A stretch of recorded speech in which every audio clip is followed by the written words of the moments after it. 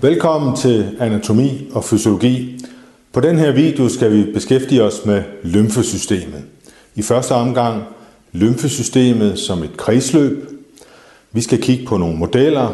Vi skal se på, hvordan det her lymfekredsløb er fordelt over hele vores krop. Men først lige et par introducerende forhold her på tavlen. Vi har altså et lymfesystem, og det har ligesom to basale funktioner. Den ene del, det er, at det er et kredsløb, som dræner overskud af vævsvæske fra vores krop. Det er sådan, når der udveksles ilt og næringsstoffer, kuldioxid og affaldsstoffer omkring vores blodårer, altså de små blodårer, kapillærerne, så bliver der en lille bitte smule vævsvæske i overskud. Og det er lymfekredsløbets opgave at fjerne dette overskud af vævsvæske og bringe det tilbage til blodkredsløbet. Så den ene funktion er et kredsløbssystem, og den anden funktion af lymfesystemet, det er, at det er et forsvarssystem, fordi der i lymfesystemet er lymfoidt væv, som indeholder forsvarsceller, som indgår i kroppens immunapparat. Men lad os først lige kigge på lymfesystemet som et kredsløbssystem. Hvis vi kigger på modellen, der står hernede, så kan vi se, at der over hele vores krop er fordelt små, fine lymfekar. Alle de små grønne streger, som fordeler sig ud over den her model, det er lymfekar. Hvis vi vender modellen om her og ser den fra siden, så kan vi se alle de grønne baner her. Det er lymfebaner, små tynde kar, som samler overskydende vævsvæske. Vi ser det samme her på bagsiden af kroppen. Vi har alle de her små grønne baner, der samler vævsvæske. Det, der er specielt ved lymfekredsløbet, det er, at der er indskudt lymfeknuder, som har det formål at rense lymfen for fremmedlegemer, bakterier, virus, angrebne celler, altså uønsket materiale, sådan at lymfen holdes steril og ren.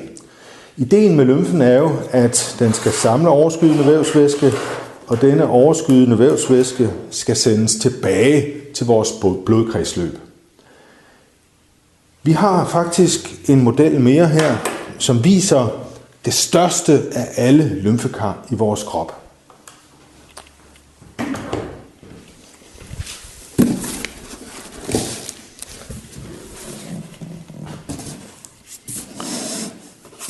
Hvis vi kigger ind i den her torso, som jeg har åbnet, så kan vi se, at der herinde bagtil i vores brystkasse er sådan et mørkegrønt kar, der løber op her på forsiden af rygsøjlen. Det er mælkebrystgangen, og det er suverænt det største af vores lymfekar. Det er ligesom stammen i lymfekredsløbet, der samler al lymfen fra hele kroppen. Vi kunne prøve at tegne det her på tavlen.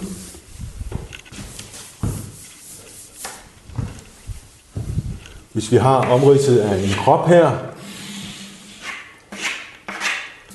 så ligger mælkebrystgangen inde der på bagvæggen i brystkassen og i bughulen og samler lymfen for hele kroppen.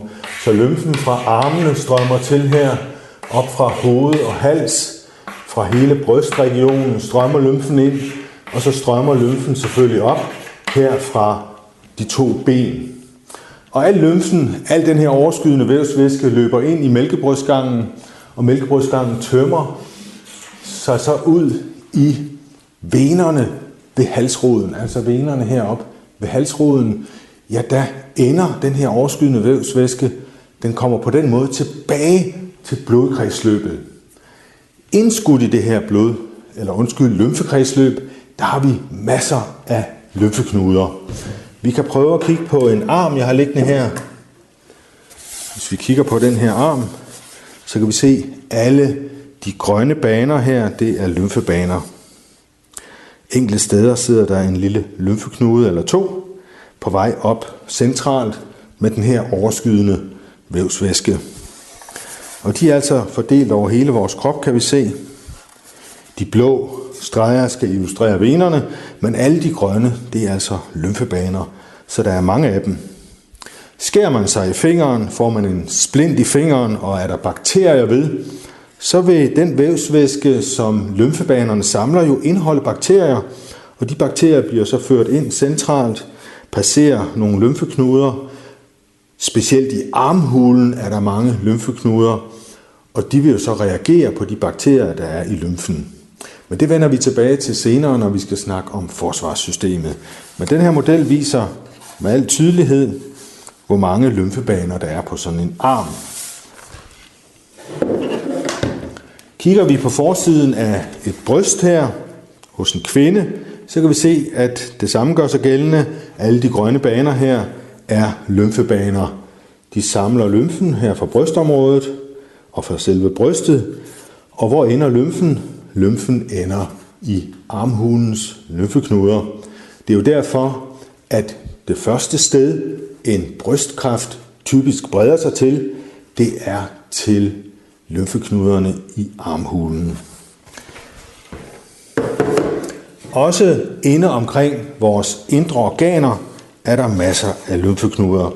Det ser vi på den her model, hvor alle de grønne, fine streger igen er lymfebaner, der samler overskydende vævsvæske fra tarmområdet. Det vi har liggende her fortil, det er tyndtarmen. I kan se her, at der er masser af tyndtarmsbaner, der ligger oven på hinanden.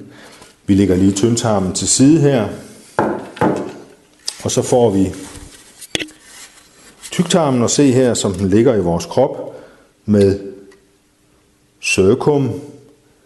Det første stykke af tyktarmen her, det opadestigende stykke tyktarm, den tværgående tyktarm, den nederstigende tyktarm, den S-formede tyktarm, og så med endetarmen her, der ender i anus.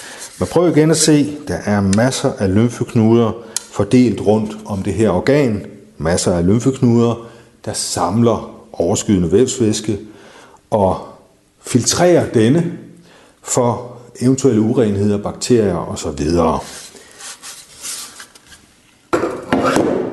Men altså det største af lymfekarrene, det er som sagt det, der ligger herinde.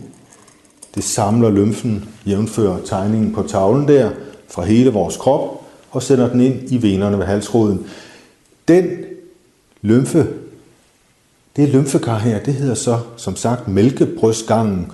Og det hedder det, fordi da man opdagede det i sin tid i 1500-tallet, den danske anatom Thomas Bartholin var den, der opdagede det, ja, der undrer man sig over, at lymfen var mælkehvid.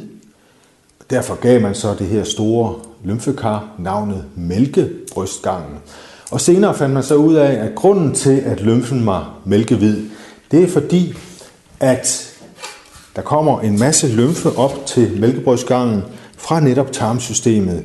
Og en del af lymfens opgave er at samle det fedt, der bliver optaget fra vores mad.